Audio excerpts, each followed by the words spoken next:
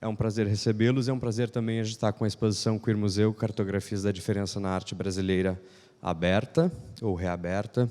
Acho que estamos aí na baila desse movimento que ocorreu no sábado, e a Escola de Artes Visuais do Parque Lage, a partir do seu compromisso enquanto escola, um compromisso pedagógico com essa função, sabia desde o primeiro momento que era preciso, então, não apenas assumir o seu compromisso frente a essa coleção de objetos, com essa exposição, mas afirmar o nosso potencial pedagógico e as nossas possibilidades como escola livre, a partir de dois movimentos básicos.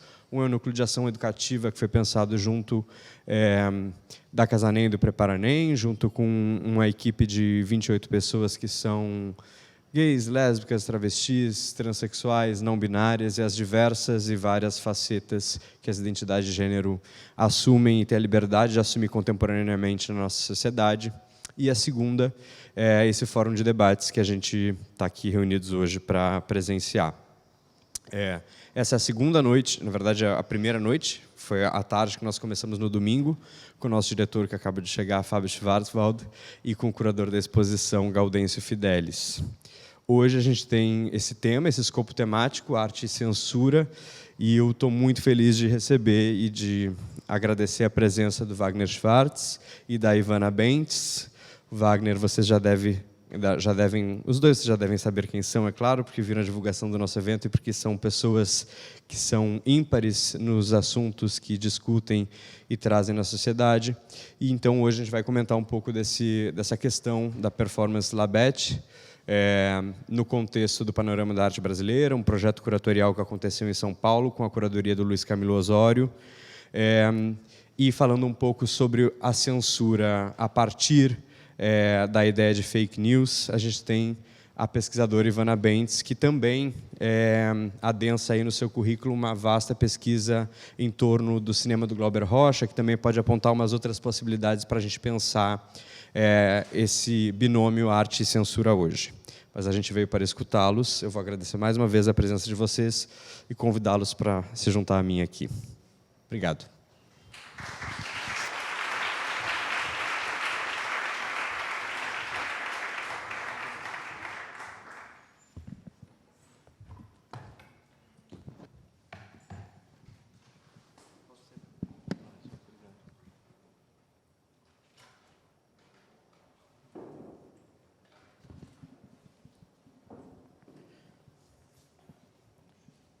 Bom, então, sem mais delongas, Wagner Schwartz, uma mini bio, coreógrafo e performer censurado com a performance Labete no MAN de São Paulo.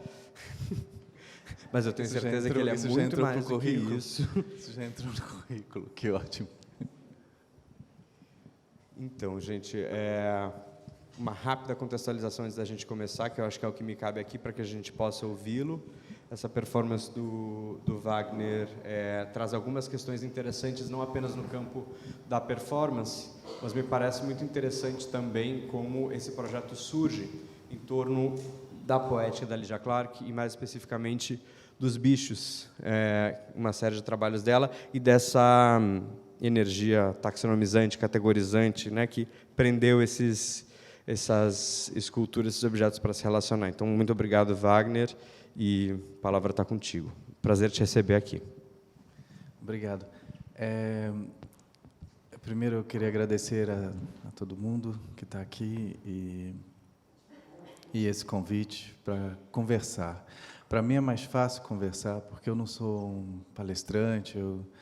Como professor, eu falhei como professor, não deu certo.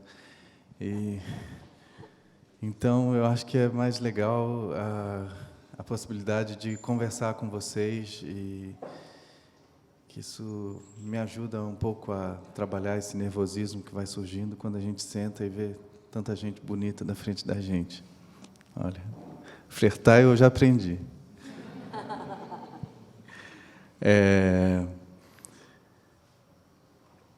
Na realidade, eu fiquei pensando sobre o que falar quando a questão era arte e censura. E eu até escrevi um texto, que está aqui no meu telefone, porque era uma coisa que eu só tinha ouvido falar na época, né, de censura, não de arte. E que, de repente, de um dia para o outro, essa palavra eu escutei com tanta frequência, que, como Oswald diz, né, verdade é uma mentira muitas vezes repetida, que essa palavra se encarnou e ficou na minha cabeça de uma forma que, durante bom tempo, me deixou bem calado. Parece que a censura ela se reverteu contra mim mesmo, de um jeito que me impediu de falar durante muito tempo, pelo menos durante os primeiros 4 meses depois dos ataques, e que eu decidi falar. Quando eu decidi falar, foi direto com uma pessoa que eu aprecio muito, que é a Eliane Brum, no jornal El País, que foi onde eu publiquei todo o acontecimento do caso, eu chamo de caso Labete.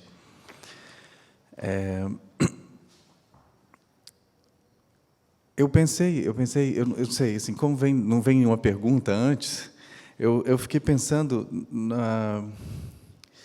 que o que está acontecendo comigo hoje, não o que aconteceu comigo na época. E comigo, assim, não é comigo, Wagner Schwartz, mas comigo enquanto artista. E esse comigo é uma variação de comigos, né? São outros tantos artistas que estão sofrendo ataques, e não só que estão sofrendo ataques, mas aqueles que foram mortos e que hoje não podem estar aqui no meu lugar para falar sobre a experiência deles. Que a pior censura, na realidade,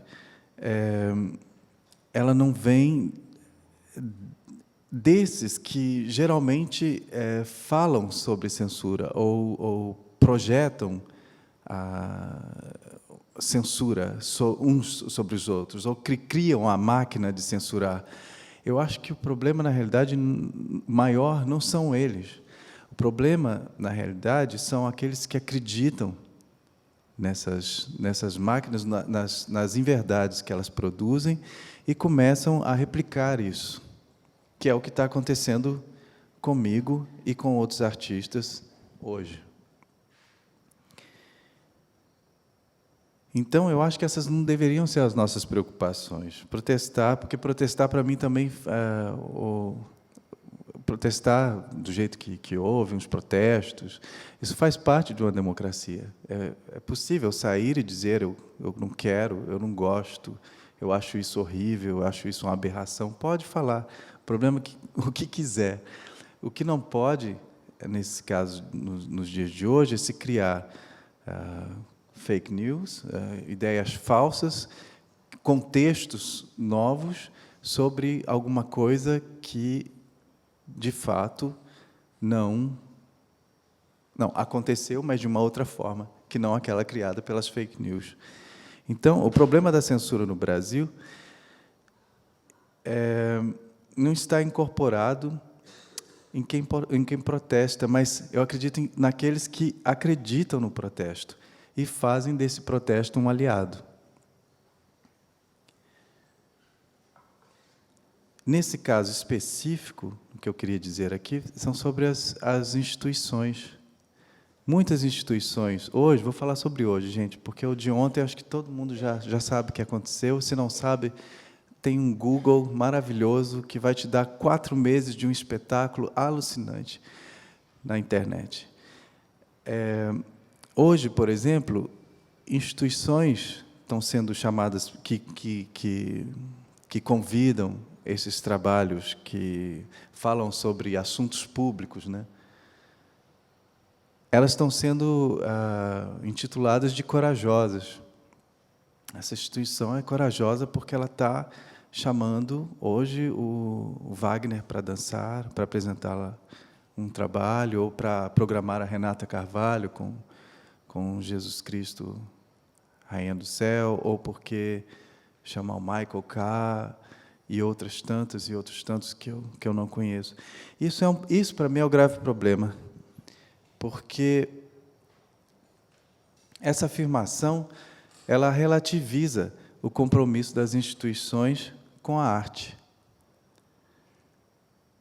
Uma instituição, para mim, que se nomeia instituição de arte, ela precisa estar pronta para abrigar qualquer tradução, leitura, impressão do mundo atual em sua programação, principalmente no momento em que as imposturas políticas elas são palpáveis, elas estão por aí, viraram vírus, né? Então, qualquer instituição que rejeite a entrada de um trabalho artístico engajado com os assuntos públicos em seu espaço expositivo precisa ser questionada. E hoje em dia, por mais que tenham se visto, às vezes, meu nome na imprensa, um convite para falar, um convite para a universidade tal, um convite para publicar o livro, na realidade, essas instituições, que sempre se denominaram instituições de arte, estão evitando. E, na realidade, essa censura que vem de fora, eu já conhecia, porque outros amigos, companheiros de trabalho, mais velhos que eu, inclusive, de outras gerações, já sofreram de forma muito pior. Agora, essa que diz que está do lado da arte, e quando isso que eles imaginam que seja arte está ali à porta pedindo emprego, esse emprego não aparece, é dessa que eu tenho medo. Porque é essa que acaba justificando os ataques. Então, para mim, a questão principal é que é preciso falar para tornar a associar os fatos aos nomes. O poder de inventar e difundir ficções, conceitos, feito em casa, precisa se diluir. Precisa deixar de ter relevância para um certo coletivo. Eu não sei se estou sendo muito vago, mas é que quando uma instituição se intitula instituição de arte, ela tem que se colocar como uma instituição que programa a arte, ou mudar o nome. Aí não tem problema mais. O problema acaba. Mas jogar o problema para cima da gente, aí é perverso. Porque, como Barthes disse, elas vão obrigar a gente a dizer alguma coisa. Elas não vão impedir que alguma coisa aconteça. Elas vão obrigar que a gente diga apenas coisas que cabem dentro de uma instituição de arte, mas é daquela arte que a instituição acredita que seja arte.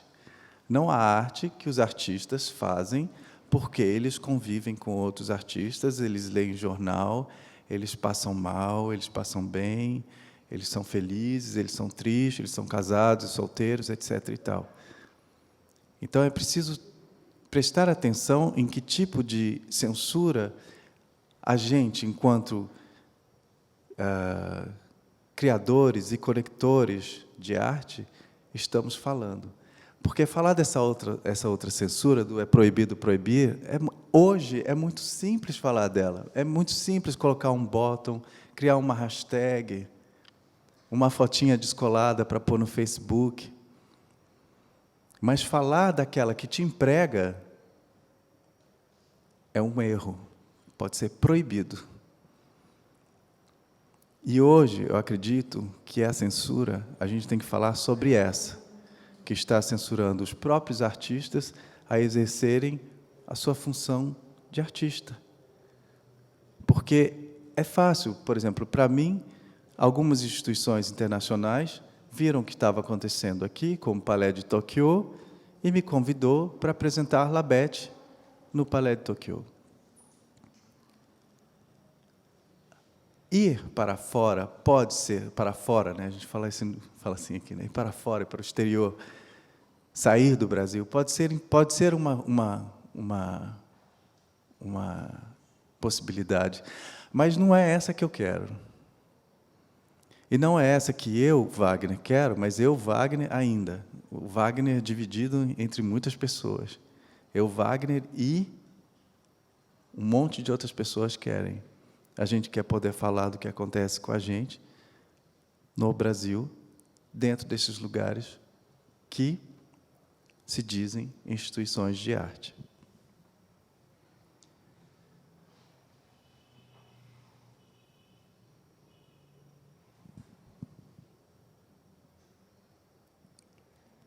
Eu acho que tão pior quanto esses eventos que matam, e matam mesmo do lado de fora, como eu corri risco de vida, como me mataram na internet e queriam me matar do lado de fora, é ser morto pelo silêncio, é ser esvaziado de um contexto, é tentarem tirar um contexto de mim, é censurarem o meu nome, é eu imaginar que aqui onde eu estou hoje, para eu poder ter um emprego no Brasil, é preciso mudar de nome, de gênero, de cor, para que nada seja indexado àquilo que aconteceu. Assim, a ficha vai estar limpa. E assim, eu perco a possibilidade de imaginar que, dentro de um contexto como o Brasil, seja possível criar. Ou que seja possível questionar os nossos próprios pares. Então, isso é o que mais me perturba hoje.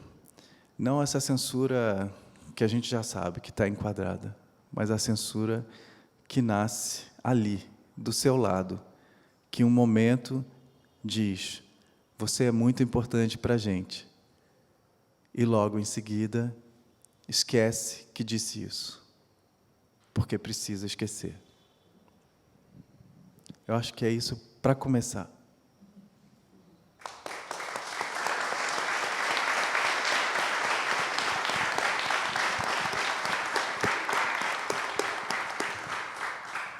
Bom, boa noite a todos. Eu trouxe algumas imagens aqui para a gente conversar, porque eu acho que você abordou algumas questões da censura e eu acho que é decisiva. Aliás, é um prazer estar aqui, uma honra estar aqui com o Wagner Schwartz, mas eu ia dizer que também eu acho que a gente tem que se apropriar de toda essas narrativas e essa construção que foi feita em cima dessa ação de censura e transformar o negativo em positivo. Então, é uma honra estar aqui com o performer Wagner, de Labete, mas eu acho que a gente tem como transmutar e transformar em uma outra coisa o peladão do Man, que é como você ficou conhecido na internet. Então, eu acho que a gente tem que começar a trabalhar também com essas linguagens, como fizeram a Marcha das Vadias, como estão fazendo com os movimentos que pegam as palavras como a bicha, a vadia, e transmutam o negativo em positivo. Eu acho que a gente tem um desafio muito grande em termos de ativismo. Então, por isso eu queria centrar um pouco a minha fala nessa esfera, nessa midiosfera, que é onde se constrói hoje a opinião pública, onde se produz essa histeria, onde se produz essa comoção, e a gente pensar como é que nós, porque os artistas também trabalham com a comoção, com a expressão, como é que a gente consegue reverter esse negativo em positivo.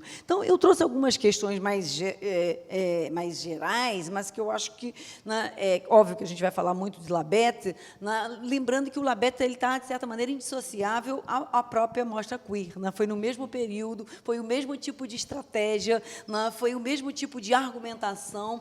E eu queria começar um pouco também com uma provocação, se a gente justamente, você falou das fake news, eu trabalho no campo da comunicação, sou professora da Escola de Comunicação da UFRJ, até brinco, a gente tem que transformar a Escola de Comunicação também numa escola de memes, para a gente disputar a memética, para a gente disputar essas novas formas de produção produção de verdade, porque elas são muito poderosas, né? E, de certa maneira, os artistas também sempre trabalharam com colagem, né? com as artes radicais mais pop. Então, eu acho que o campo da linguagem é um campo de disputa decisivo, principalmente que a arte disputa linguagem. E eu acho que essas questões que nós estamos vendo, elas são uma tragédia de repertório, né, das pessoas que não têm repertório, e, nesse sentido, é muito importante, quando explode, né, o caso do Labete, quando explode, né, o escândalo do Queer Museu, fica claro que a gente passou durante muito tempo discutindo as questões mais sofisticadas, mais importantes, mais radicais, entre a gente. Então, de repente, eu falei, caramba, olha só quem está falando de arte, né? E não são os curadores, não são os críticos de arte, é o tiozão do churrasco, é a Dona Maria, é o porteiro, olha o peladão do Man. Então, por um lado, é uma tragédia de repertório, de construção da opinião pública, mas, por outro lado, é um momento excepcional em que a gente para de falar sozinho, né? Que a gente deixa de falar entre nós, nos lugares bacanas, chiques, né? A crise chegou no lugar, talvez, que seja o lugar mais radical, mas também, né, quando a gente pensa em termos de instituições, o lugar que talvez tenha ficado mais apartado de uma boa parte dessas mudanças que o Brasil enfrentou e atravessou nos últimos 10 anos, né? Os debates sobre racismo, sobre gênero, sobre feminismo. Então, eu acho muito importante. Eu acho que a gente tem que celebrar também esse momento, né, em que, né, aparentemente, né, esse retrocesso se dá, e obviamente, um retrocesso em termos do que a gente vinha discutindo, ao mesmo tempo é a massificação de questões e de temas que a gente estava discutindo entre nós. Então, nesse sentido, né, eu sempre afirmo o Peladão do Man como um meme potente de reversão, quando você apresenta o repertório, quando você faz o debate no campo da arte, onde você traz para o debate da arte, da estética e da linguagem, e do que pode e do que não pode, discussões que eram sofisticadas demais para um grupo muito grande da população brasileira, né? Então, eu acho que a gente está, assim, no novo regime de verdade, a questão dos fake news, a pós-verdade, uma construção da opinião pública que ela passa pela força midiática desses pequenos grupos, não só da grande mídia, né? A gente estava acostumada, né, a criticar e colocar em questão as grandes corporações de mídia, mas a gente vai ver os pequenos nichos, os pequenos grupos, no WhatsApp da família, né? Esse debate do formador de opinião em que nos tornamos nós todos nesse momento. Então, essa questão do novo regime de verdade, eu acho que ele é decisivo, e é uma verdade produzida por consenso, não só por consenso, mas por clique, por like, por compartilhamento, ou seja, quem tem mais potencial de, né, produzir um acontecimento midiático, como foi com o Queer Museu logo no início, muda a opinião pública. E aí, eu acho que o Queer Museu ele é decisivo, porque foi um processo de produção de enxameamento, de palavras de ordem, pornografia, zoofilia, algo de ofensiva moral, né? E, antes que as pessoas sequer analisassem, ouvissem a exposição, a exposição já tinha sido fechada e você não tinha nem como confrontar, como o Parque Lage está dando essa oportunidade aqui. Então, aquele primeiro momento de censura, e vejam só, foi uma censura produzida por uma ação, né? Foi um enxameamento, né, na página do Santander, derrubaram a página do Santander em pouquíssimo tempo, colocaram a avaliação do Santander no zero, né? Pânico na sociedade corporativa, né? Foi criado um gabinete de crise e eles foram muito infelizes em tomar, sem essa velocidade de resposta, sem uma capacidade de responder a esse ataque midiático, fecharam a exposição, o que foi algo, né, catastrófico, mas foi pedagógico, porque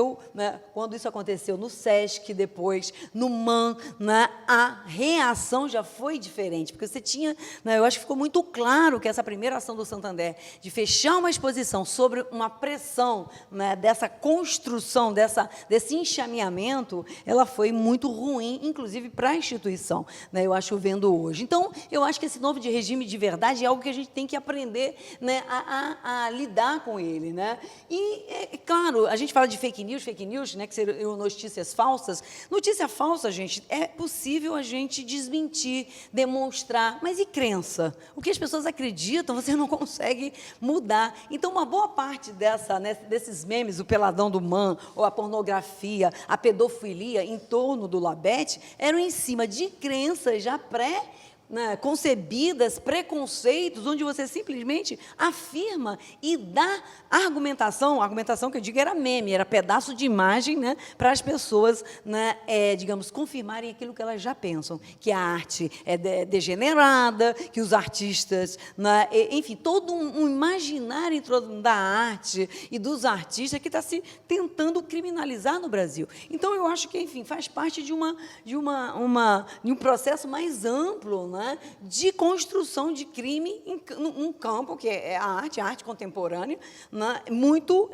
de forma muito nova, né, porque, obviamente, a censura à arte já existia, mas essa forma veloz, massificada, onde um pequeno grupo vai lá e consegue incidir na realidade, eu acho que a gente não conhecia, né, e tanto o Queer Museu quanto, né, o caso da Beth, eu acho que eles trouxeram esses elementos. O justiçamento em tempo real, o linchamento em tempo real, que eu acho que você sofreu de uma maneira terrível, né? Eu lembro quando eles colocaram o meme de o artista, né, era o Peladão do Man, o artista nem citava o Labette, o artista da performance está desaparecido, né? Onde eles decretaram uma suposta morte ou desaparecimento do artista, incitando a um ato concreto. Ali, né, efetivamente, a gente via o potencial de produzir dano, né, na realidade. Então, esse justiçamento em tempo real não é uma coisa isolada que o Brasil está vivendo, né? A gente viu isso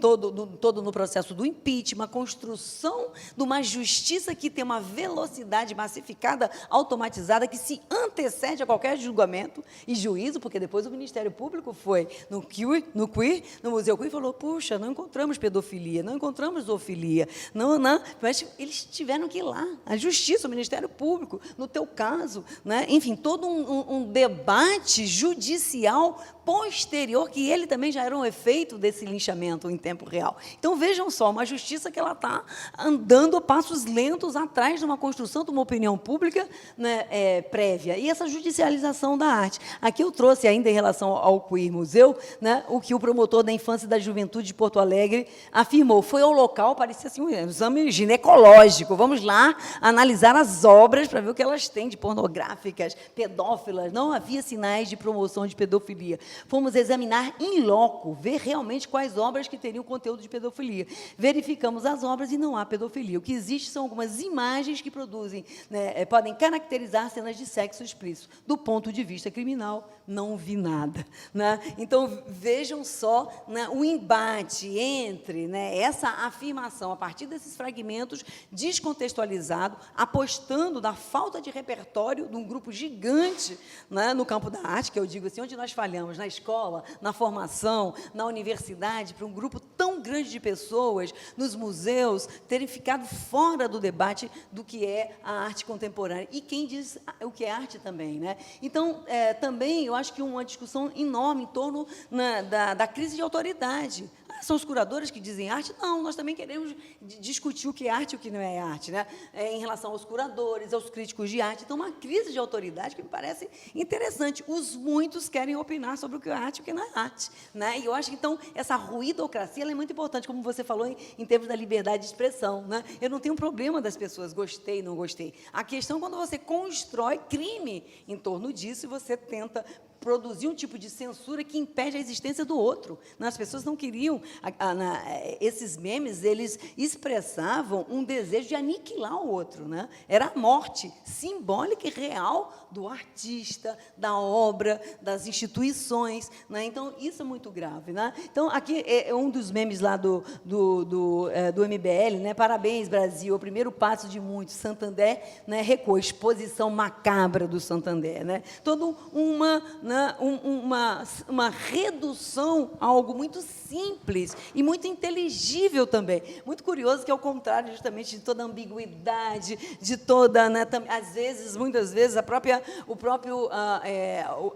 narrativa, o próprio texto mais hermético de curadores, né, enfim, né, nós ficamos durante muito tempo trabalhando de uma forma sofisticada demais, né, digamos assim, entre nós, sem nos preocuparmos o que poderia ser uma produção, talvez, pedagógica, né, de formação nesse campo da arte. Apologia ao estupro, zoofilia e pedofilia, né, com pedaços das obras. E, como eu disse, a gente ficou durante muito tempo discutindo de maneira muito sofisticada Ceci n'est pas une pipe, e o Brasil inteiro estava no Ivo viu a uva, né? Ou seja, uma discrepância muito grande entre os nossos debates, né? E eu acho que isso a gente tem que pensar. Nós, instituições de ensino, de formação, como é que a gente dá esse salto formativo, né, para esses muitos que querem discutir o que é arte, sim. Como é que a gente vai responder para isso? Não, ser um ignorantão que não entende nada disso, fica calado no seu canto? Não, né? Então, a gente vai ter que ter uma estratégia para dialogar, né, com todos, né? A discussão em torno da expressão, liberdade de expressão, foi muito usada, né? Eles dizem que é liberdade de expressão, mas é zoofilia, pedofilia, né? É pornografia. E uma dupla moral, isso em relação muito à questão da tua performance, né? As famílias devem decidir sobre a moralidade, a sexualidade, a religião dos filhos, né? Mas a mãe que levou uma criança para ver a performance de um homem nu deve ser punida, ou seja, né? Discursos contraditórios, né? Fragmentados, que são usados conforme o que você quer. Isso é pós-verdade. O que você quer, né, é afirmar de acordo com a sua crença, né?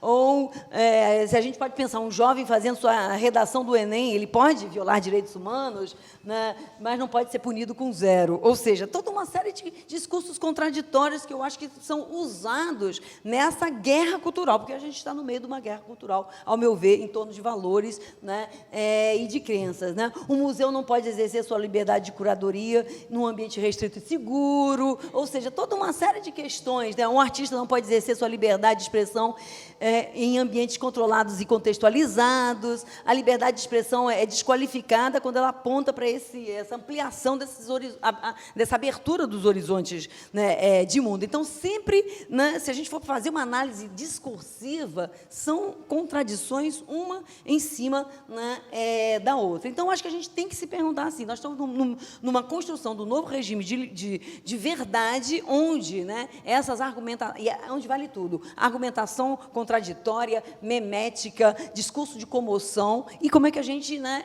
reage a isso, né? Então, sem dúvida, essa disputa do campo da informação das redes, eu acho que ela é decisiva, esse efeito manada, esse efeito de enxameamento que derrubou a página do Santander, né? A gente tem discutido muito no campo da comunicação, que a gente chama do robô cidadão, do cidadão robô, aliás, primeiro, né? O cidadão robô é exatamente aquele grupo que, dado uma ordem, né, temos uma exposição pedófila, pornográfica, né, no Santander, ele simplesmente corre para lá, né, ele está predisposto, é um pequeno exército de pessoas, né, que agem como robôs, sobre um comando, elas repetem, elas duplicam, elas viralizam, né, e a gente até tem que se perguntar, será que a gente não pode começar a pensar no robô cidadão, que é aqueles botzinhos que vão, né, responder sobre arte contemporânea, sobre o que é crime, sobre o que não é crime, liberdade de expressão. Então, é um momento que, para além de criminalizar a tecnologia, porque tem muita gente que eu brinco, né, culpa o sofá pelo estupro, né,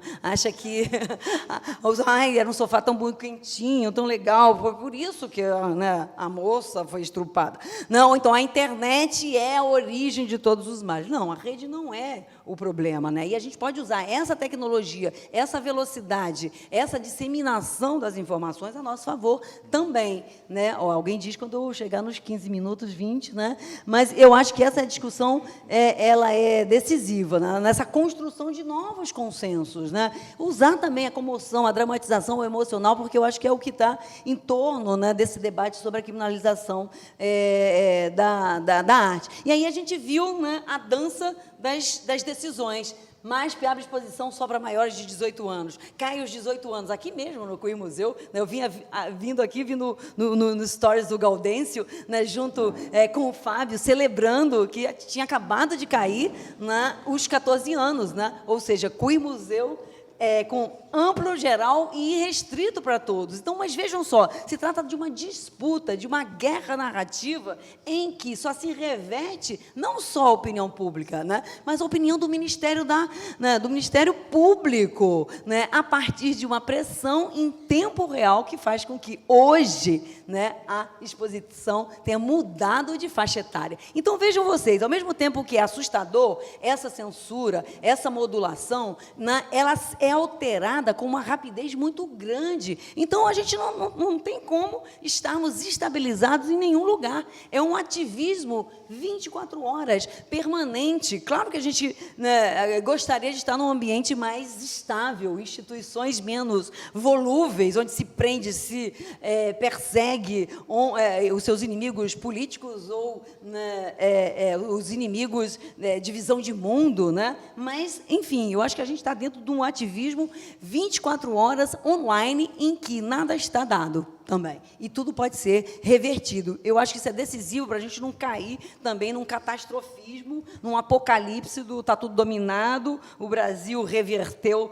todos os seus valores e nós agora vamos esperar o apocalipse final para depois de outubro, né? Eu acho que a gente está numa situação mais interessante, porque essa instabilidade é para todos os lados, né? Esquerda, direita, né? Progressistas e obscurantistas, mas, sem dúvida, eu acho que a gente tem que entender que a gente está no meio de uma guerrilha e de uma guerra de valores, né, que está sendo travada. Então, já para ir me concluindo, né? Aí eu aponto para onde, gente? Espera aí, aponto para cá? Eu acho que parou de passar.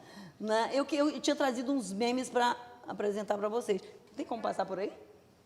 Ou acabou a bateria, que eu já falei muito que acabou a bateria? Não, né? Ah, tá. Gente, olha aí. Não? Tem como ir passando?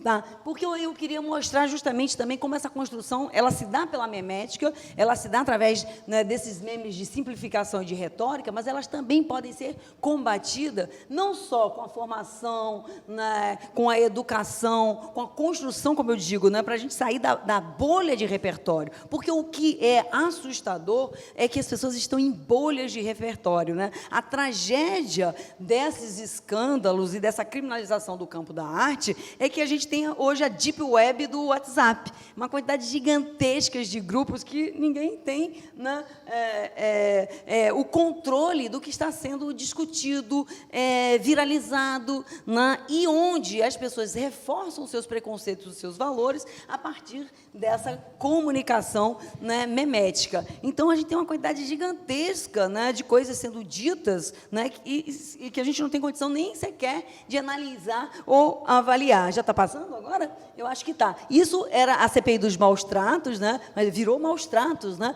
Aprovou a condução coercitiva do curador do CUI Museu, ou seja, né? E é curioso que eles colocam um título do CUI Museu e a foto que era mais apelativa era do Peladão do Man, porque era a que tinha mais apelo em torno do debate sobre a pedofilia, né? O artista peladão, ou seja, você vai criando memes em torno de um artista, né, performático, né, de maneira fácil ele fica sendo conhecido por algo absolutamente, né, pejorativo, né? De novo, Peladão do Mãe, curador do Museu são conduzidos por força policial. O bom é o artista, entre aspas. Isso que é interessante. O artista, entre aspas, né? Mas, enfim, eles são essa memética é bastante apelativa e bastante inteligente em torno, né, do senso comum, né? Então, são obras que têm que ser analisadas e avaliadas para a gente, inclusive, né, como eu digo, é a produção de evidências, ou seja, a memética produz a evidência para o Ministério Público, que é lento, que é veloz, que é lento, que é obsoleto, que vai ter que ir lá em Porto Alegre, vai levar um monte de gente que também não é da área e também não tem repertório de arte contemporânea, né? E eles estão lutando contra uma velocidade, uma automação, uma massificação enorme, ou seja, a justiça está fadada a chegar atrasada e talvez, né, de forma retrógrada, não conseguindo sequer um pedaço do efeito que é produzido, né, nas redes, né? E aí que eu trouxe algumas outras fake news, porque elas dizem respeito a essa construção desse campo moral. Para mim, as eleições de 2018 vão ser em torno dessa disputa da moralidade, a disputa em torno dessa memética dos valores do comportamento, porque foi onde o Brasil avançou, como eu digo, o feminismo, LGBT, né, a discussão do racismo, é essa que é a disputa mais acirrada hoje no Brasil. Não é à toa que a gente tem, né, tanto o Bolsonaro como o cabo Daciolo fazendo, discursando com Bíblia e falando da moral e dos bons costumes. Então, é a TFP reeditada com automação, né, e viralização. Políticos querem legalizar casamento infantil no Brasil. Não é pedofilia, é cultura. Olha a cultura é arte colocada nesse lugar, né, da suspeição. Deputada cria projeto a favor de casamento e pessoas e animais. Isso era, coitada, era Maria do Rosário, né? Ela falou, pô, estou tendo que desmentir projetos de lei, né? Novela apresentará primeiro beijo gay infantil, diz Fátima Bernardes, né? E aí as criancinhas se beijando. E esse que é o mais viralizado de todos os tempos até hoje, né? Pablo Vittar ganha programa infantil na Globo para 2018 com apoio da Lei Rouanet. Esse aqui, ele junta o pânico social contemporâneo da família brasileira, do homem de bem brasileiro. Pedofilia, ideologia de gênero, criança trans, Globo e Lei Rouanet, né? Ou seja, os artistas realmente... eles são colocados nesse lugar. Vejam só, mas não faz o menor sentido. Ele teve mais de 400 mil compartilhamentos. Ele realmente é o meme mais viralizado, né, nesse campo, né, da cultura. Então, é bastante, né, assustador, né, quando a gente vai encontrar esse... Bom, pós-verdade e fatos... Eu não vou entrar aqui nessa parte. Quer dizer, Zezé de Camargo tem razão, nunca houve ditadura no Brasil, que houve uma repressão contra vagabundos. Olha a crise de autoridade. Zezé de Camargo, historiador, sociólogo, decreta o fim da ditadura no Brasil, com comissão da verdade, com história, com fato. Então, vejam, quando eu falo da crise de autoridade, ela é séria. Esse meme é para dizer que a crise de autoridade em relação aos curadores, quem diz o que é arte, é séria, né? Porque a própria história está sendo colocada em crise. E aí, para acabar, bom, tinha algumas outras questões, isso aqui eu acho que já estou,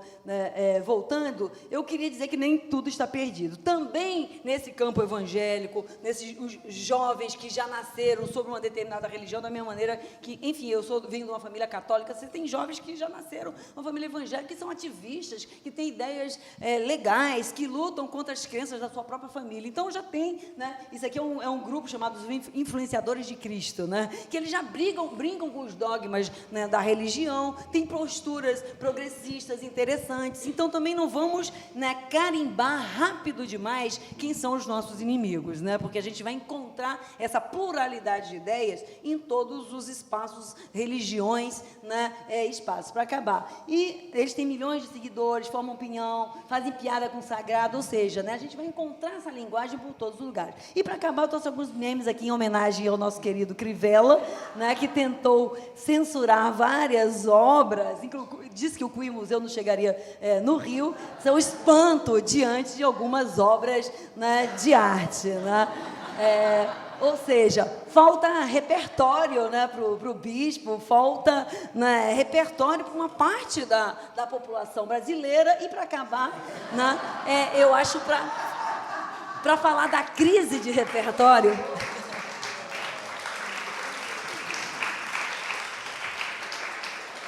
Para concluir, eu queria dizer que a maior crise e a maior tragédia que a gente está vivendo é da crise de repertório. Quando você não entende que essa imagem que eu estou vendo, né, ela é uma imagem, é uma forma de expressão. Eu acho que isso é muito sério, né, é uma brincadeira, mas eu acho que a gente tem que atacar nesse ponto, né, e pensar como é que a gente sai das bolhas, né, porque também a gente vai ter os nossos repertórios, né, limitados. É isso. Obrigada, Wagner. Depois a gente continua.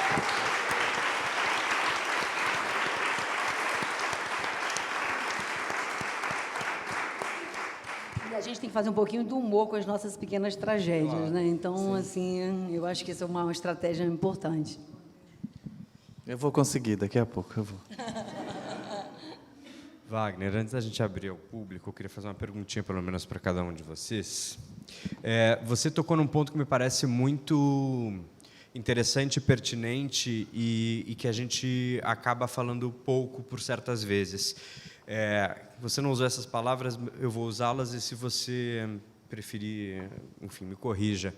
Mas essa entrada do capital nas instituições culturais, e que eu caracterizaria como movimento neoliberal, né, da falta de políticas públicas para a gente ter instituições culturais com plena liberdade curatorial, artística, de eleição dos nossos símbolos, imagens.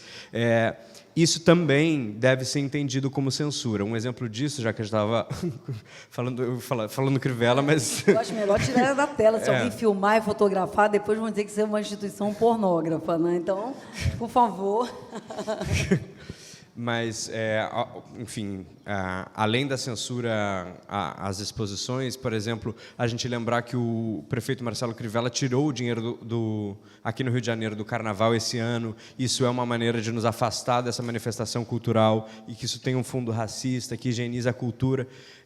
No MAN de São Paulo, a gente sabe também das vertentes econômicas com as quais essa instituição está atrelada historicamente, né? A própria configuração dessa coleção se dá de uma maneira bastante singular. Eu queria te ouvir um pouco falar sobre isso, sobre essa vertente da censura que não se revela apenas por uma política estatal, mas também por essas instituições que têm a hegemonia e o poder econômico. Na realidade, eu não sei nem se eu consigo falar, mas dá para a gente imaginar o que elas estão programando depois desses acontecimentos. É só dar uma olhada assim, no que está sendo programado hoje, depois. Eu me lembro de quando aconteceu tudo comigo naquela época. Na realidade, foi dia 28 de setembro de 2017, e no dia 29, eu não conseguia nem imaginar que eu existia, eu só precisava responder para os meus amigos que eu pelo menos estava vivo, que estava tudo bem. Era a gente chorando, a Cláudia Miller me ligando, chorando, mandando WhatsApp, enfim, era um monte de gente preocupado comigo, e uma delas foi uma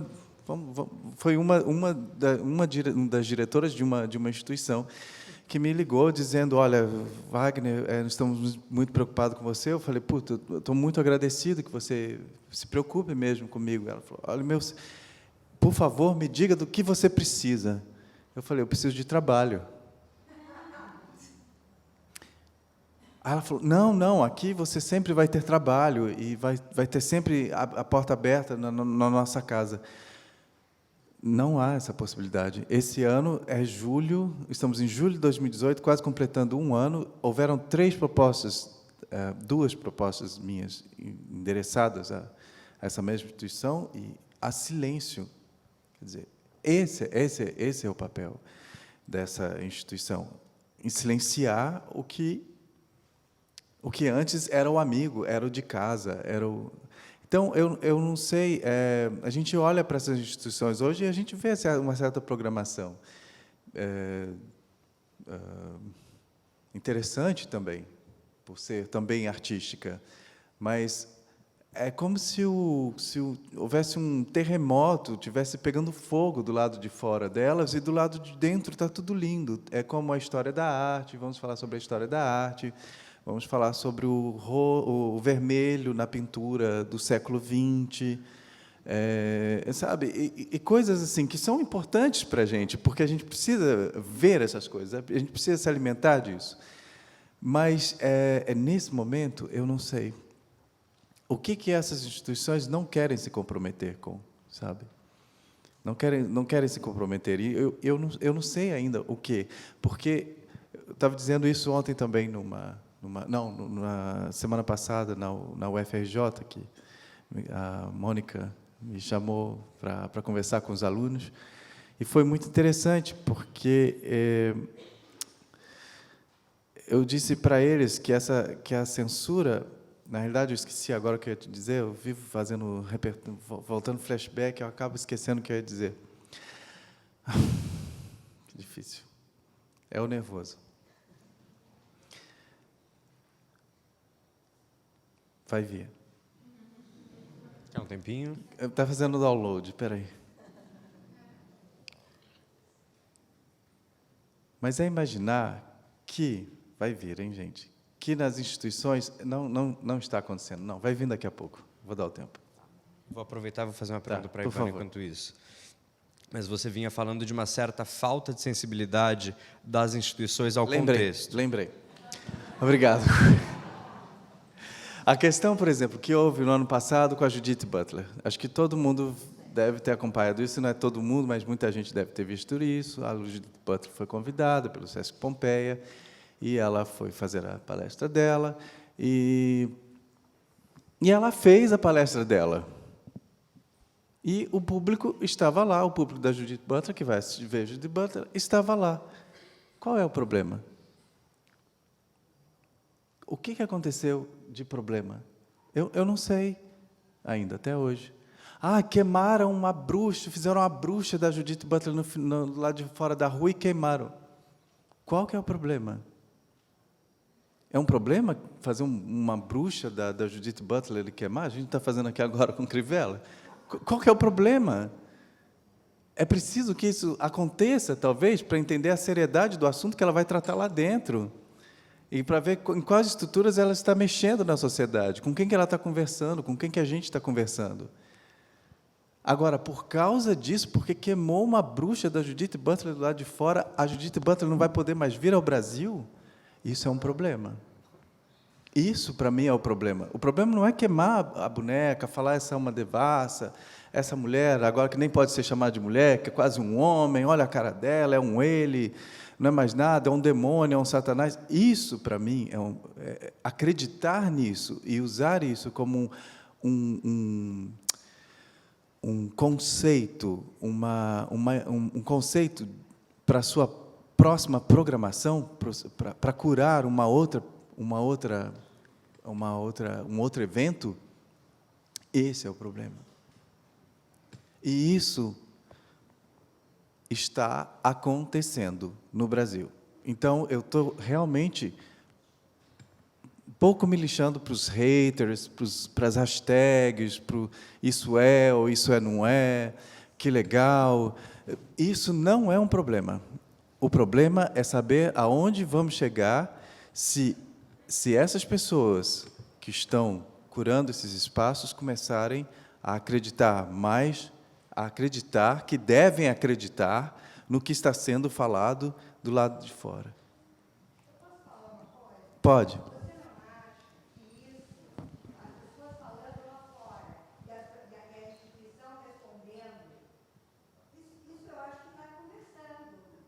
Tá o quê?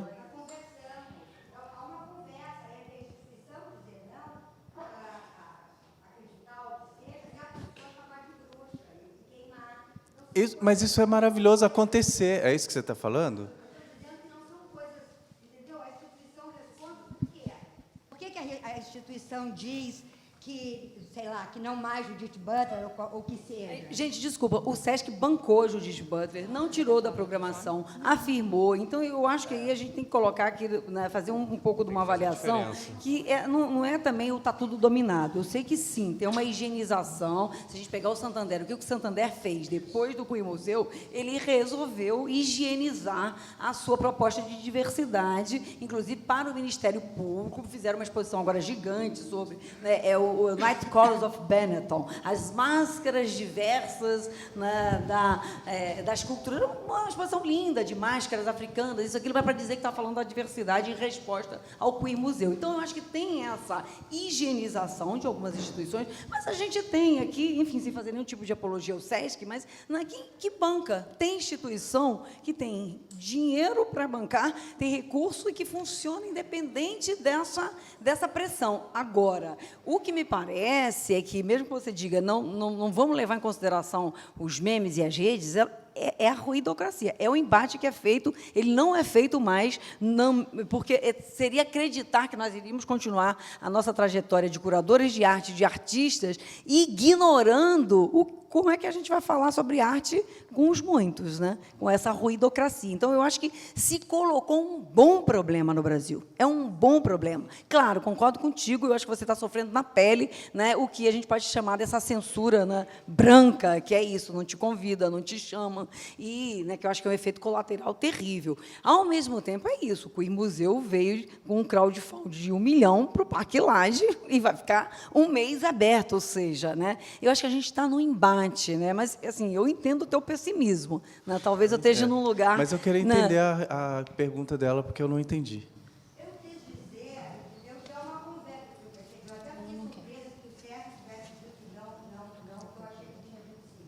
Ele disse sim para a Judith Butler. Agora. Agora. Isso não é uma coisa separada. Como? Desculpa, peraí, eu não entendi ainda. A instituição... E o fato de, sabe, a instituição X ou Y aceitar, não parte da mesma coisa.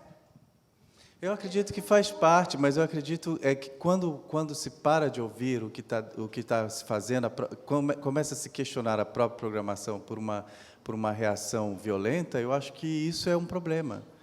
É o que eu não vejo, por exemplo, eu não vejo acontecendo na... Bom, não quero ficar falando sobre dentro e fora do Brasil, mas lá na França, que eu moro em Paris desde 2005. Eu trabalho desde 2005 e moro desde 2010, digamos assim, para ser mais preciso. Existem também muitos locais que programaram peças de artistas conhecidos como polêmicos pela imprensa e pela mídia, e eles continuam lá. E toda essa manifestação acontece do lado de fora, porque ela faz parte de tudo isso. É isso que a gente está conversando aqui. Ela faz parte acontecer, porque tem pessoas que realmente não querem que aquilo exista. Ok, mas a peça continua, e continua a ser programada, o artista vai ser programado para o ano seguinte, ele não vai sofrer essa retaliação de limpeza. Não vai haver uma limpeza. Ela vai continuar acontecendo. Porque existe alguma coisa na instituição arte que é para fazer exatamente isso. Desculpa, claro? Claro. Tem microfone só ali.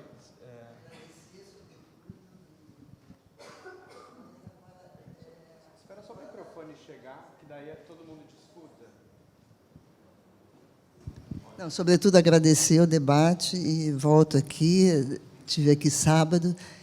Ivana, eu penso, cotejando ao que ele disse, que você está falando de comunicação. E a comunicação não é a vida social, ela é um lado da vida social. Que você está falando como se a gente estivesse em qualquer sociedade, né? Eu não concordo com a sua fala de que é a linguagem esotérica do mundo intelectual que gere nada. Não.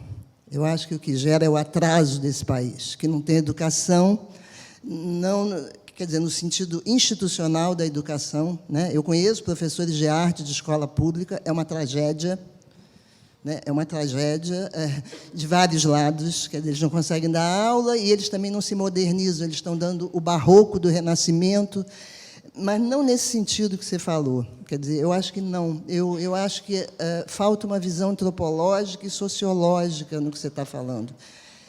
Eu não vou me alongar mais sobre isso. Quer dizer, qual é, exatamente como você colocou ali, que eu achei super importante, qual é a base dessas crenças?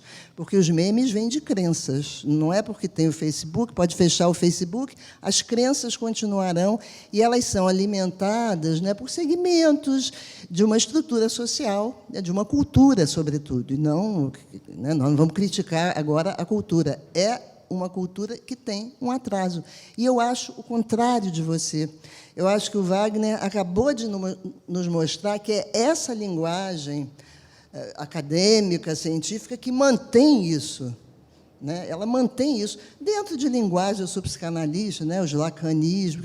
Né? Você pode falar de esoterismos, de incomunicações ou dificuldades, mas não, você tem na mídia vários intelectuais que abrem a sua linguagem, né? Que mostram as coisas na TV Globo, até só que a TV Globo é 5% disso e 95% de entretenimento sem infantilizado. É isso que eu queria levantar também, eu ia fazer essa pergunta para você. Brincar é muito bom, jogar é muito bom, eu acho que o espaço do jogo é um espaço de resistência e de colocação. Agora, a gente vive uma sociedade infantilizada, de menininha, né, de dedo de arma, onde né, o candidato com 20%, sem Lula, coloca o dedo de arma como se fosse, né, uma brincadeira. Né? Isso não é uma brincadeira, né? Isso é uma infantilização de alguma coisa que não é nada infantil, que é violenta.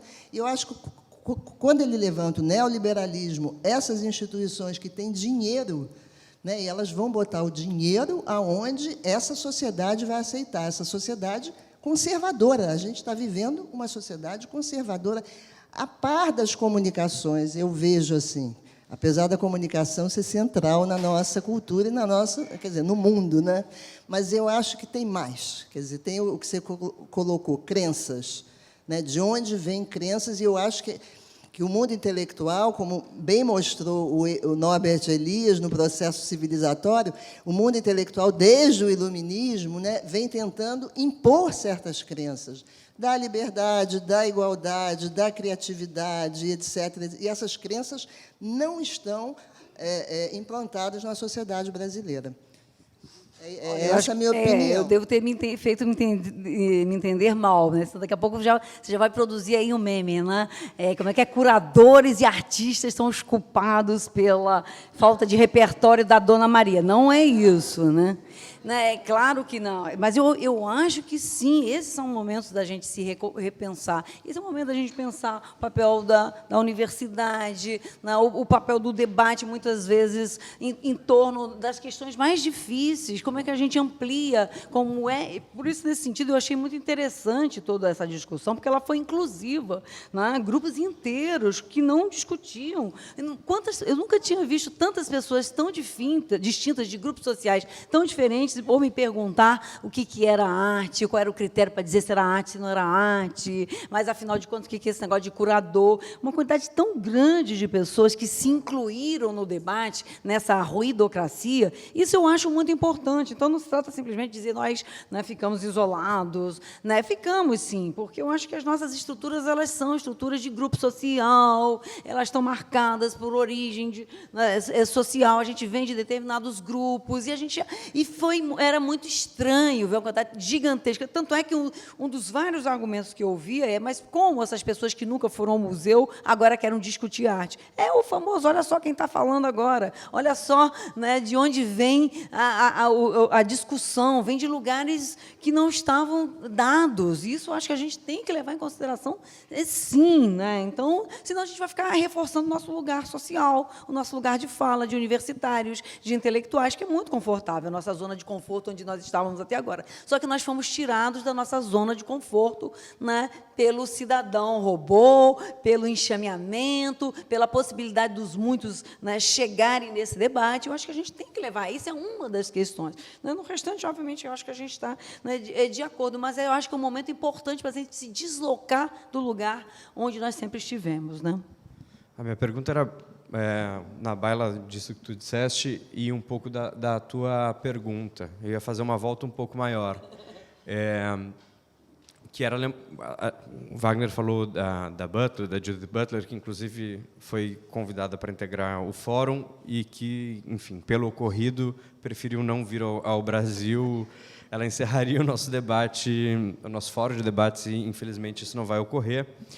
Mas lembrar um pouco também, dentro desse debate até da Queer Museu, e trazendo um pouco aqui levianamente e muito rápido, de como a teoria queer em si interpela a própria noção de conhecimento, que eu acho que, em alguma medida, e forçando um pouco a barra, é sobre isso que a gente está falando um pouco também, sobre como a gente, por muito tempo, vem ficando satisfeitos em falar apenas para nós mesmos. E esse interpelar a própria noção de conhecimento vai fazer que a gente tenha que interpelar nossas próprias instituições. E eu acho que é realmente notável como as instituições culturais e o que nós entendemos por produzir imagens, agir por meio de símbolos e signos, tem facilmente ficado restrito ao campo que antigamente se falava de uma alta intelectualidade. Eu costumo brincar até em sala de aula que, assim, quem sabe o que é feminejo? Porque é preciso que a gente entenda que, enfim, o feminismo ele não está apenas mais dentro dos livros das teóricas, e está também no sertanejo, está também nas músicas mais tocadas desse país, está dentro do interior do Brasil, e isso não é nem um pouco motivo de riso, na verdade, nem um julgamento de valor. Isso é apenas um dado que é verdade, que é uma conquista nossa enquanto sociedade, e é preciso que a gente se utilize desse tipo de noção e de conhecimento, primeiro, para questionar a própria arte e os limites da arte, e segundo, porque isso toca, por exemplo, já há pesquisas que dizem que as eleições de 2018 vão ser decididas pelo interior do Brasil, vão ser decididas pelas pessoas que não estão nos centros hegemônicos e que não estão necessariamente afeitas ou conectadas com os discursos que a gente está fazendo aqui, inclusive. Então, é como questionar as nossas próprias instituições.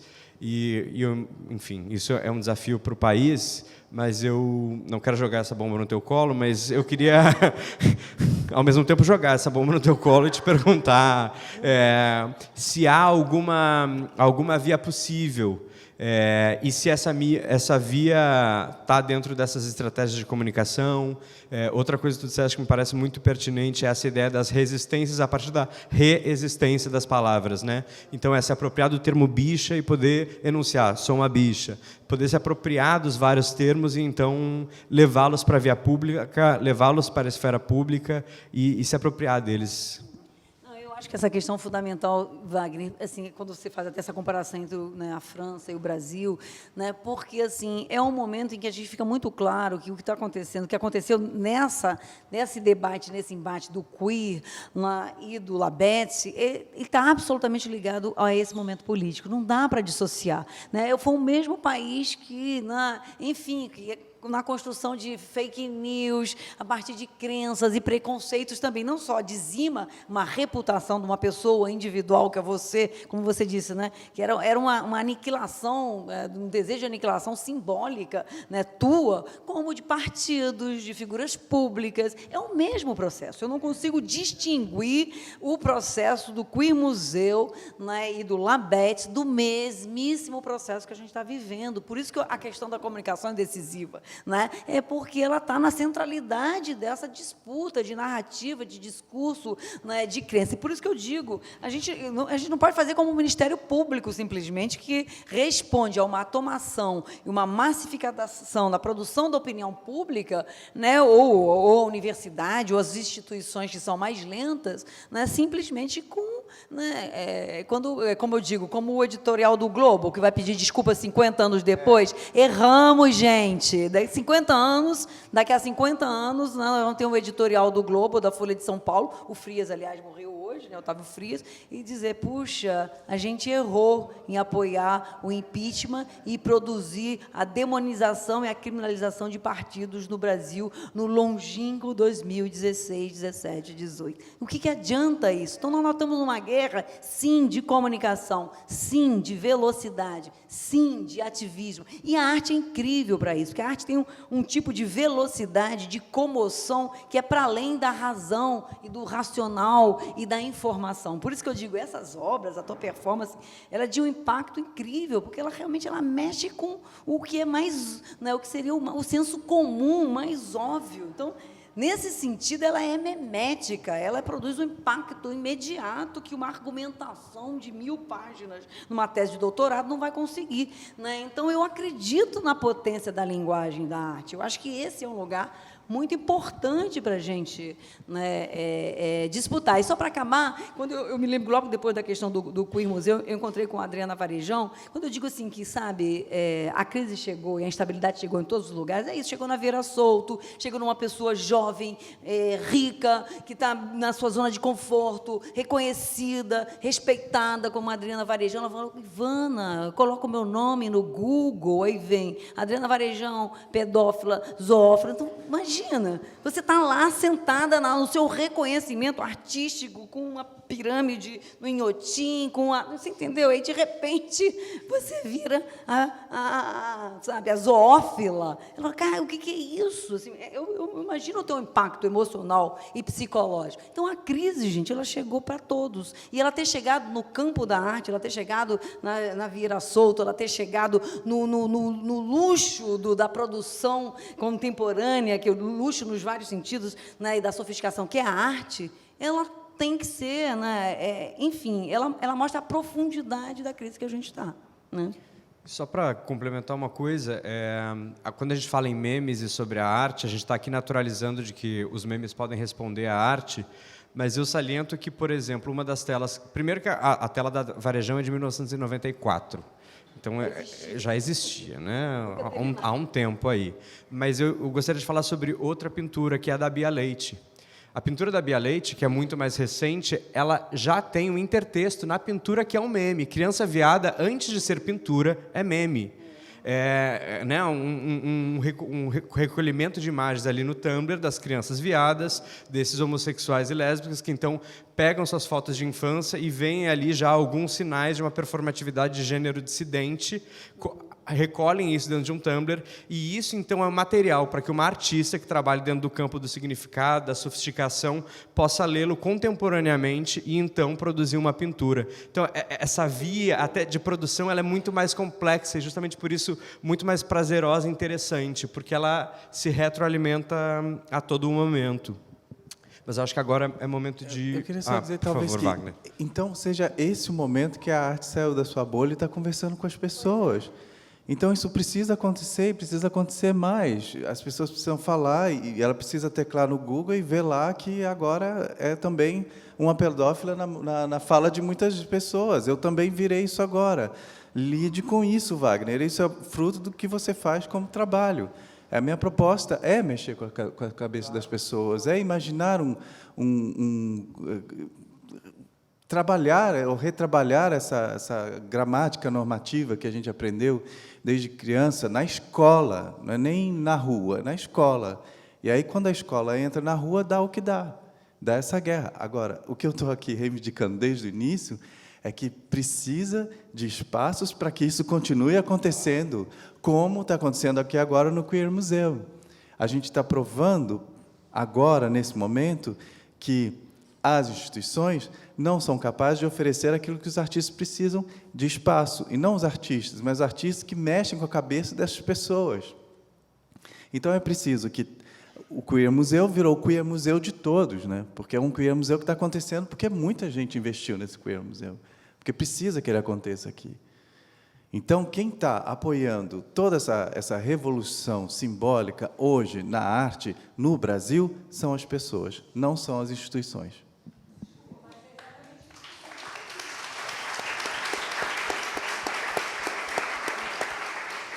É o que sempre se quis.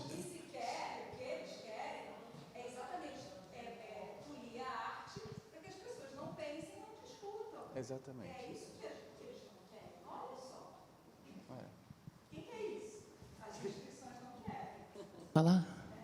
Então, Wagner, a minha pergunta é para você, mas só um comentário que, além do Brasil e da França, a gente tem o Brexit acontecendo no Reino Unido e que foi votado fundamentalmente por conservadores do interior, majoritariamente interior da Inglaterra, né, e que votaram pelo Brexit, e é isso que está acontecendo lá no Reino Unido nesse momento, né? Então, já a gente tem mais esse fenômeno acontecendo por aí. Mas, olha, eu queria só pegar um pouquinho do que a Ivana colocou, Wagner, e eu sei que você nunca trabalhou na sua zona de conforto, né? Nunca. O seu trabalho não passa por aí, o seu trabalho não está na Vieira Soto, e, né, você não tem essa zona de conforto citada, pelo menos naquela fala ali. Então, assim, o que aconteceu com você foi um pouco diferente com aquelas indicações que a Adriana... Quer dizer, pode até ser comparado, mas, assim, eu queria que você falasse um pouquinho mais sobre essa questão da zona de conforto, porque eu sei que você nunca trabalhou na zona de conforto. E claro, que tudo que aconteceu com você recentemente, ou nesses últimos 11 meses, podem até ter te feito descascar, sair da pele, sair mais ainda da zona de conforto, ou ter ido para zonas que você jamais pensou que você poderia ter ido, né? Ou iria. Então, eu queria que você falasse um pouquinho sobre Eu isso. fui para a zona. Virou mesmo, né? Virei. Eu fui aprender a conversar com elas, porque são elas que poderiam me ouvir, as pessoas que frequentam as zonas. Talvez realmente eu estivesse, não na minha zona de conforto, mas conversando entre os artistas. Estávamos protegidos demais, nós éramos só realmente os iluminados, os que não podem ser chamados de pedófilo e de qualquer bicho que seja. Peladão do Man, para mim, é uma agressão que vocês não têm ideia ainda. É muito difícil para mim ouvir isso. Porque, sabe por quê? Não é nem pela brincadeira, é porque eu perdi o nome, gente. Eu perdi o nome. Eu olhava nas páginas da internet, eu só via assim, o rapaz nu, o homem nu do Man. Quer dizer, me tiraram até o meu trabalho, porque eu não sou homem nu no Man. Eu sou um artista nu no Man. Então, tiraram o meu nome. E aí, quando viram o Peladão do Man... Bom, teve um momento engraçado que minha amiga saiu... A mãe da criança que me toca, né, no Man, foi ao carnaval em São Paulo e tinha um cara quase pelado, só com uma placa no pau dizendo Peladão do Man. Ela falou... Tá vendo? Foi para as ruas. Foi para as ruas. Então, é isso que aconteceu agora. O meu trabalho foi para as ruas. O mais difícil para mim é lidar com isso psicologicamente, como seria, eu penso, para qualquer pessoa aqui. Lidar, porque eu tenho família, eu tenho mãe, não tenho mais pai, mas tenho irmã, tenho irmão, enfim. E, bom, não sei se isso vai ser pessoal demais, mas talvez seja bom falar das pessoalidades também, para a gente remexer alguma coisa que a gente nunca remexe também nesses meios. Minha mãe é evangélica. Minha mãe é evangélica. Eu fui criado numa igreja presbiteriana. A primeira palavra que eu disse não foi mamãe, foi Jesus. Então, assim, é por aí. E hoje, antes de vir para cá, ela me mandou um e-mail de que ela estava orgulhosa no lugar onde eu cheguei hoje. Ela, evangélica. Então, assim, foi uma coisa também que eu aprendi a conversar. Porque na entrevista que eu dei, em todas as entrevistas que eu dou, quando as pessoas começam a atacar os cristãos, né? Que os cristãos, você acabou de falar agora, tão importante isso, que os cristãos é que estão estragando a nossa vida, eu falo que não é. Que querem nos matar, os cristãos querem nos matar. Não é, isso é uma bobagem. São as pessoas que se vestem de cristãos que querem nos matar. Esses sim, mas cristãos não. E quando eu disse isso na entrevista da Eliane Brum, eu recebi cartas pelo menos uma, que eu posso citar, de uma menina que se diz, eu sou uma artista cristã. E foi muito bom saber que você não põe a gente no mesmo lugar. Você não tem ideia de como o seu trabalho tem criado discussões dentro da minha igreja, no meu grupo de jovens. Muito obrigado, ela disse. Eu falei, está vendo? Então, talvez essa miséria toda que aconteceu, esse risco todo que aconteceu, precisava ter acontecido, porque é essa a vida do artista. A gente só precisa de pessoas e, um dia, se esse Deus que elas acreditam quiser, de mais instituições falando que é assim mesmo. Tem que brigar dentro e fora. O que eu estou cansado é dessa arte que a gente vai ver e sai e vai comer, vai jantar. Agora, isso também tem muito na França, viu? Tem. A gente vai ver o espetáculo e vamos juntar com os amigos para jantar. Agora, as artes que mexem a cabeça, mas acontece que tem lugar para essas e tem lugar praz que mexem com a cabeça das pessoas também. Se as pessoas que estão na fila estão correndo risco, bom, aí é uma questão muito complexa, mas lá eles chamam a polícia, o exército que for, para proteger as pessoas que estão na fila. E fica aquela barreira lá, protegendo as pessoas e levando o ovo na cara também. Mas existe uma proteção do que está sendo programado. Isso é que, para mim, é importante. E esse espaço de conforto, eu não sei nem o que é isso, gente. Não sei nem o que é. Quando você decide ser artista, você nem decide, né? Isso acontece, assim, nasce, né? Você vai se tornando aí, como diz a Simone. Mas não é nem que você vai se tornando, você vai tomando consciência de que você é e de que você só consegue se conectar com o mundo dessa forma. E aí eu vejo que eu estou me conectando mesmo com o mundo, porque com os muros não dá mais, não dá. Respondi? Completamente. Obrigado. Vou ficar em pé para poder olhar vocês aqui. Bom, boa noite para todo mundo. Boa noite. Eu queria perguntar para vocês, qualquer um dos dois, na verdade, sobre a classificação indicativa, que foi um grande, né, boom das reclamações, porque pode criança, não pode criança, criança tocou, criança olhou, criança não sei o quê. Criança foi um negócio, né? E aí queria perguntar para vocês o que vocês acham dessa polêmica, principalmente de quem surgiu, de quem partiu, né? Das instâncias que partiram as reclamações e vocês falassem o que vocês acham do Malafaia, sabe? Perguntar sobre Feliciano, Magno Malta, CPI dos Maus Tratos. O que vocês acham dessa polêmica? Eu acho que ela faz parte justamente dessa disputa da moralidade, né? Enfim, sem dúvida que a discussão, quando você coloca as crianças, né, ou tira as crianças da sala, né, ou coloca as crianças na sala, é para disputar efetivamente essa comoção, né? Eu acho, claro, o Brasil tem o Estatuto da Criança e do Adolescente, que é um avanço incrível, né? Mas se usou o Estatuto, se usou direitos, né, para reivindicar censura e proibição, né? Se usou o Estatuto da Criança e do Adolescente, que é um avanço, que foi uma conquista em termos, enfim, de maus tratos a crianças e adolescentes, a esse horizonte do direito que é decisivo, né?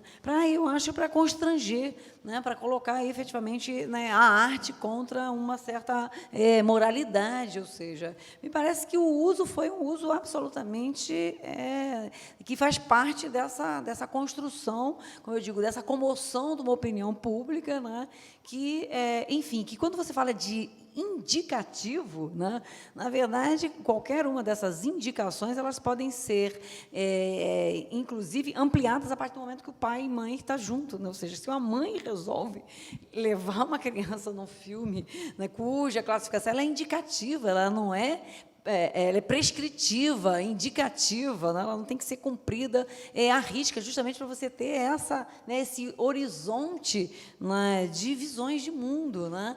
E um apelo, acho que muito grande, à questão da família. Quando a gente vê toda essa discussão, por exemplo, não só da questão indicativa, como a questão, né, do que, aliás, não existe ideologia de gênero, né, do debate de gêneros na escola, é uma tentativa também de redução do horizonte de ampliação, né, de cada um, né, para a família, né? Ou seja, essa ideia de que você é prisioneiro das crenças da tua família, do teu pai e mãe, é uma ideia de criança e de adolescente que a sociedade tem que nos proteger, né, em relação a determinados tipos de família, né? Então, a escola é essa ampliação, quando a criança sai do grupo familiar e vai para a escola e amplia, né, os horizontes, né, para o clube, para a universidade, ou seja, são momentos de ampliação de mundos, né, decisivos, positivos. Então, você tem todo um discurso hoje no Brasil que quer transformar criança e adolescente em prisioneiro de uma visão familiar, o que me parece que a gente tem que lutar contra, né? Porque é claro que é complicado, mas é uma visão de mundo em que se você entra numa família, nasce numa família evangélica, você tem que seguir os preceitos do teu pai e da tua mãe, né? Olha que terrível, a ideia de uma prisão de mundo, né? Então, enfim, me parece que ela está dentro desse contexto, né? Só para um debate que houve aqui, um pequeno adendo, quando se coloca em pauta essa noção de família, é interessante que a gente pense também num pormenor dessa questão. É que a gente está pré-julgando que são famílias cis-heteronormativas, o que a própria justiça brasileira já questiona hoje em dia. Então, já existe uma fluidez e diversas possibilidades de se entender o que é um núcleo familiar a partir da responsabilidade, inclusive do afeto, que faz menos de 10 anos que entrou para dentro da discussão do que é um núcleo familiar no Brasil. Então, a gente não é nem apenas jurisprudência, é legislação. A família não é mais apenas a instituição ligada à biologia e nem apenas à normatização cis-hétero, né? Perguntas de vocês?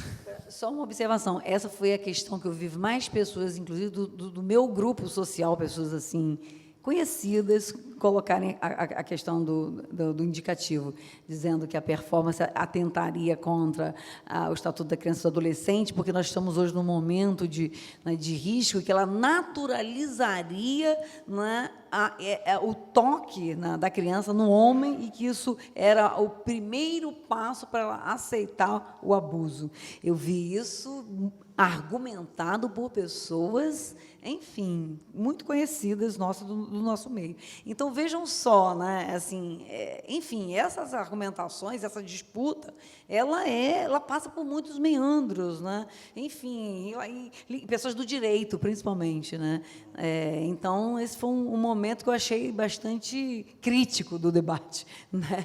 Em que se colocava uma formação contra o abuso pelos homens brancos, da família, ou, enfim, social, ou seja, que você estaria naturalizando uma aproximação que não era desejável. Então, vejam só os meandros da argumentação, como eles são. Aqui fazia advogado do diabo, né? Mas até dos nossos meios eu vi esse tipo de argumentação.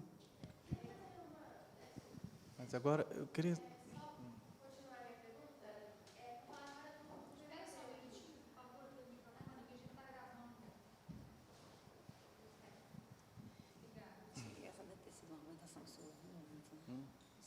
Só concluir minha pergunta, porque eu lembrei agora do fato aqui do Queer Museu, né? Que hoje caiu a classificação indicativa que se criou do nada para 14 anos, e queria saber por que o Queer Museu primeiro colocou, né, a classificação dos 14 depois das reclamações dos pastores e etc. e tal.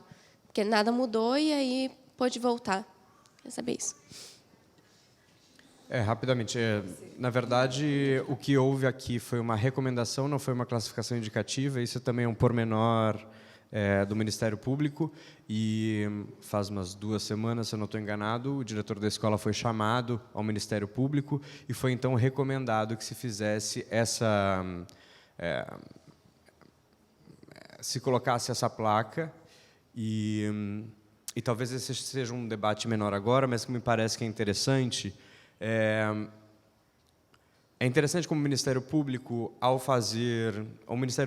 as instâncias legais, ao fazerem, ao darem a sua noção aí do que deve ou não ser visto, muitas vezes não há a experiência, ou seja, eles não vêm ao espaço de exposição. É um material que se dá sem a experiência, e a gente sabe que a experiência é fundamental, historicamente, para a arte. Isso já é história da arte contemporânea, e antes mesmo disso já se falava sobre isso, né? O embate com a obra de arte inaugura a experiência, e é a partir daí que a gente vai poder, então, entender como ou não estamos afetados por isso, e a partir disso. Então, me parece interessante também que no momento menos aguerrido, a gente começa a se perguntar como são esses momentos que a gente vai aferir o que pode ou não ser visto, o que deve ou não ser visto. Mas, então, essa recomendação de 14 anos foi feita a partir de um pedido do Ministério Público, e um dia antes da abertura da exposição, fomos, então, obrigados a colocar essa, sob pena de uma multa, enfim, de toda... Oi? Bastante avultado, mas assim, também, como instituição pública, enfim, a gente precisa atender a certas normas aí. Agora, não deve ser sempre assim, mas amor com amor se paga, né? Eu fico pensando se a gente não está também no lugar do atacado. Por exemplo, já abriram-se inquéritos sobre o que as crianças são ensinadas nas igrejas? Eu teria um monte de coisa para falar. Os meus traumas, que eu tive que mais tratar a minha vida inteira, foram os traumas que eu aprendi na igreja. Quando eu era criança, quando eu tinha 4 anos. Da idade daquela criança que me tocou lá no MAN. E talvez a gente nunca pensou em abrir um inquérito contra eles. Será que a gente não precisaria mover também ir lá no Ministério Público e pedir para que eles também coloquem menor de 14 anos, ou acompanhado dos pais, porque o que eu ouvi, eu posso dizer até hoje, o que eu ouvi lá quando eu tinha 4 anos. Eu não sei se essa menina que me tocou lá, ela vai ter alguns problemas daqui a 20 anos. Eu acredito que não.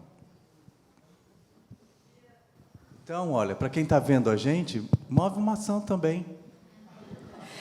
Eu queria continuar isso que você está falando, Wagner, porque eu estou aqui maquinando, acho que é uma questão muito complexa que vocês estão apresentando de vários lados, mas eu acho que está na hora, e eu acho que a abertura dessa exposição, o financiamento, são alguns passos nisso, mas a gente precisa aprofundar esse debate de criar redes de proteção. Não sei se o tom acusatório daria conta, porque se a gente já está nesse clima de culpabilização, de criminalização, eu fico pensando em estratégia, em aprender com os movimentos sociais, por exemplo. Como é que a gente faz uma rede de proteção para os artistas, não no sentido moral, porque eles precisam, mas porque a gente trabalha, lida com a nossa vida e com a precariedade da nossa vida. Então, tem uma diferença muito grande entre um ataque à sua obra e um ataque a você virar alvo. Né? Então, esse você virar alvo que é inaceitável.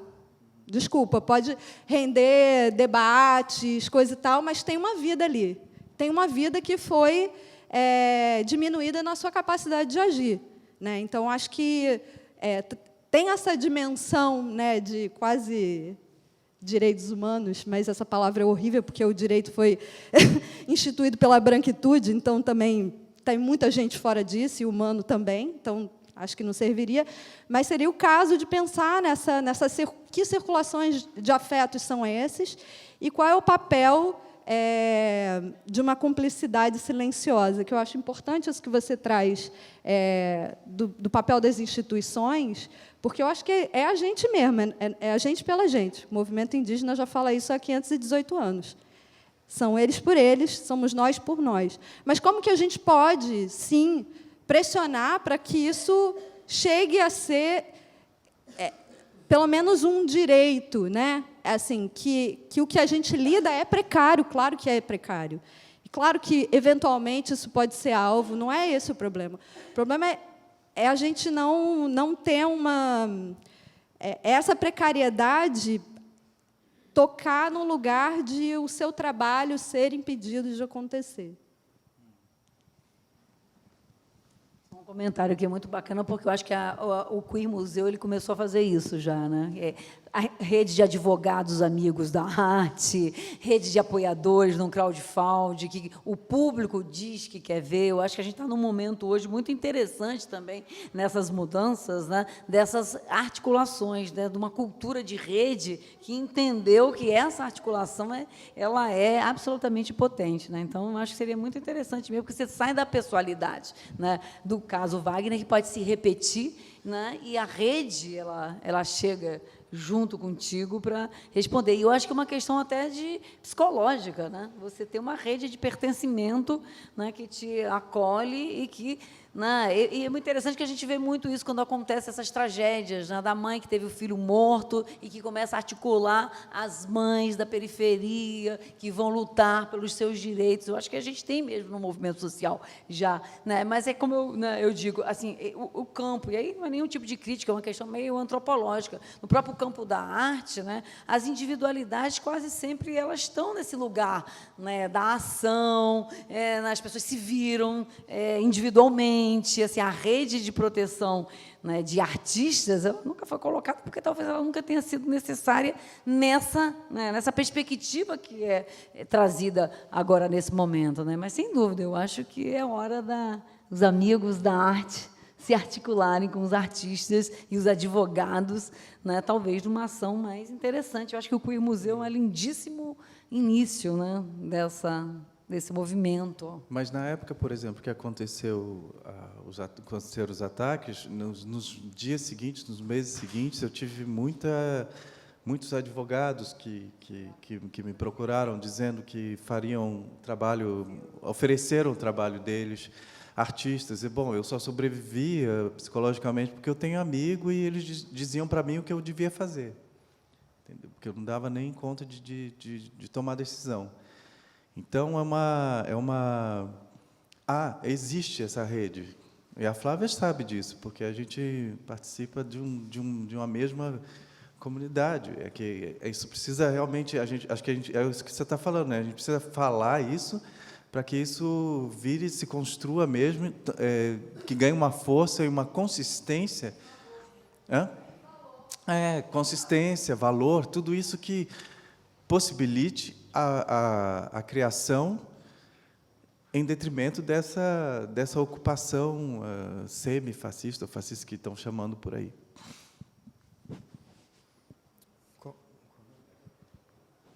Quem falou agora? Flávia. Isso que a Flávia falou, eu só queria dividir uma... falei para vocês no início que a gente está trabalhando com esse núcleo de microativismo, que é o núcleo de ação educativa aqui também, e num dado momento, quando a gente falou sobre a mesa de hoje, me pareceu muito interessante, eu fui questionado sobre a mesa de arte e censura pelo pessoal do educativo, falando assim, não, mas as nossas vozes nunca são ouvidas, a censura não é uma novidade para a gente. Isso que a Flávia trouxe, de trazer uma perspectiva que vai assim, ser um pouco mais sensível à perspectiva indígena, ou à própria perspectiva negra, ou à população trans, que já são alijadas do seu direito de existir, e trazer a realidade que, na verdade, a gente vem aí travando lutas em nome desses direitos humanos, mas viemos aí travando lutas que, muito embora sejam positivas, pertinentes, também são excludentes. E é momento da gente escovar aí a contrapelo, não apenas a história, mas também a nossa realidade, o nosso presente, abraçando todo o desconforto que isso pode gerar, né? Então, acho que essa colocação foi muito pertinente. Ela ecoa outras vozes que estão aqui trabalhando conosco. Obrigado. Acho que ele tem outra pergunta. Oi. A minha não é uma pergunta, é apenas um comentário que eu queria resgatar.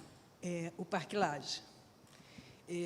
Há males que vêm para bem, quer dizer, eu acho, né, uma exposição que foi proibida, acabou sendo realizada num lugar que vai muito além de um espaço de exposição. É a Escola de Artes Visuais do Parque Lage, num estado falido, como é o nosso, do Rio de Janeiro, mas que está aí em pé e com a participação das pessoas foi possível realizar isso. Então, não é por acaso que a exposição, que é Museu, acabou sendo num lugar que é muito mais amplo do que um espaço de exposição, um espaço de liberdade, tanto é que estamos aqui nessa conversa. É só isso.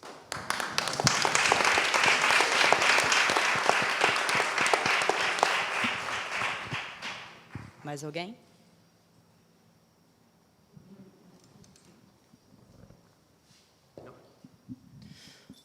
Vocês querem fazer um fechamento ou já convido? Mesmo embora que vocês façam um fechamento, eu gostaria de convidar a todos, vocês devem ter visto ali na entrada uma mesa com uma edição muito bonita de um livro que está sendo lançado hoje, o Nunca Juntos, mas ao Mesmo Tempo, o romance do Wagner, que ele está lançando hoje aqui na escola, e eu acredito que ele vai ter muito prazer em autografar os exemplares de vocês. E obrigado, Wagner, por estar lançando o livro aqui conosco. E querem fechar, falar algum... Eu só queria lembrar que toda essa discussão em torno do Queer Museu, ela foi feita em cima de 5 obras, né, num conjunto de quase 300. E eu acho que é muito importante, quando a gente fez a visita guiada aqui com o Gaudêncio Fidelis, eu falei, Gaudêncio, eu queria que você parasse em cada uma dessas 5 obras para a gente saber o porquê foram essas 5 obras que foram escolhidas para produzir, né, essa histeria coletiva, né, que é a obra do Jesus Cristo, do Cristo, né, diverso, da diversidade, né, ligada à religião, é o Criança Viada, né, que junta a questão da criança com o debate de gênero e essa cultura da internet. A hóstia, né? Aliás, quando você falou, eu me lembrei de todo o meu terror que eu tinha daquele Cristo morto na Sexta-feira Santa, morria de medo, mastigava a hóstia, dizia, meu Deus, eu estou pecando, comendo o corpo de Cristo. Era um pesadelo em cima do outro, família católica, o padre me adorava e eu passando mal com aquela iconografia roxa de morte, de sangue, violenta, prego na mão, caramba, é um filme de terror, né? E, enfim, tudo bem, né?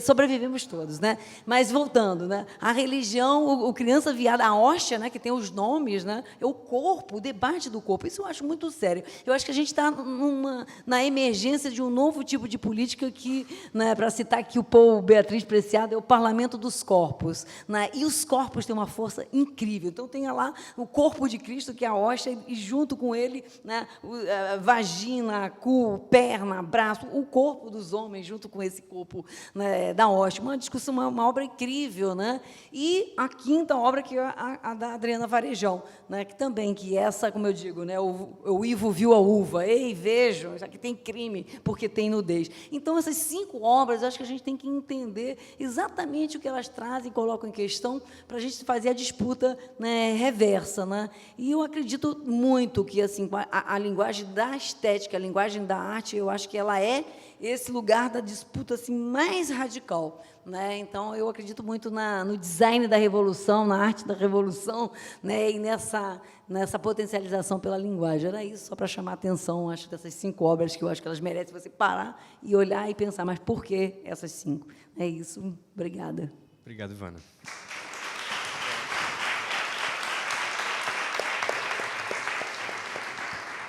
Acho que só agradecer de ter estado aqui, bom, e imaginar e esperar que isso que a gente conversou vá se desdobrar um pouco mais fora dos muros, na rua. É isso que eu espero. Obrigado.